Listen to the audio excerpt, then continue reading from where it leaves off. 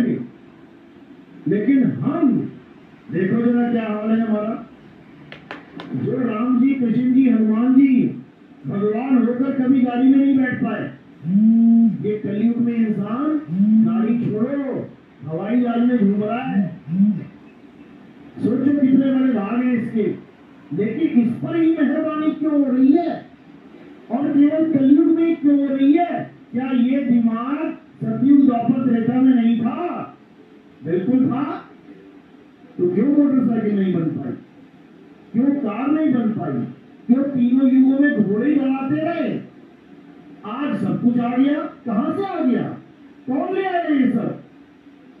आज मोबाइल आ गया। भगवान के टाइम पे मोबाइल की इन्वेंशन नहीं कर पाया, कोई खोज नहीं कर पाया। दिमाग नहीं था क्या? कहते हैं हमारे ऋषि मुनि बहुत बड़े बड़े दिमाग वाले थे, मोबाइल ना बना पाए, बाइक ना बना पाए, कार ना बना पाए। आज कलयुग में ये सब क्यों मिल रहा है? तुम सोच भी नहीं सकते क्यों मिल रहा है। क्योंकि जो तुम्हें ये दे रहा है वो नहीं चाहता कि तुम यहां से निकल जाओ। वो चाहता है कि तुम इसी में उलझ पुलझ के मर जाओ। वो चाहता है तुम सारा दिन इसी में गुजार दो। आज मोबाइल हाथ में, बच्चा पूरा पूरा दिन लगा रहेगा, उसको पता नहीं लगता खाना खाना है कि नहीं खाना। ये सब क्यों किया जा रहा है? क्योंकि इंसान जन्म सबसे खतरनाक जन्म है। ये जन्म में तुम चाहो तो 184 जून को तोड़ के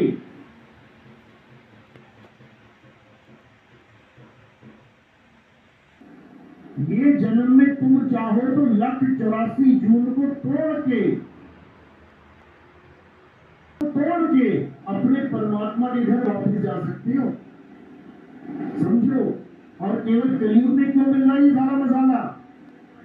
क्योंकि कबीर साहब और काल भगवान की वार्तालाप हुई है। आप देखोगे कबीर सागर में पढ़ो, काल भगवान क्या कहता है? हे परमात्मा, हे भगवान, 3 युग में मत आना। हे कबीर, 3 युग में पंथ मत चलाना।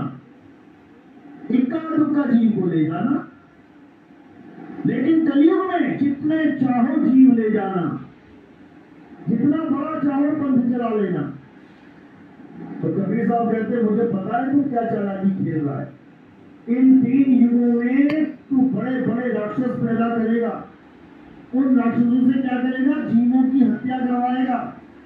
उसके बाद खुद ही अवतार धारण करके उन राक्षसों को मारेगा और खुद ही भगवान बन के बैठ जाएगा कि मैं भगवान हूं।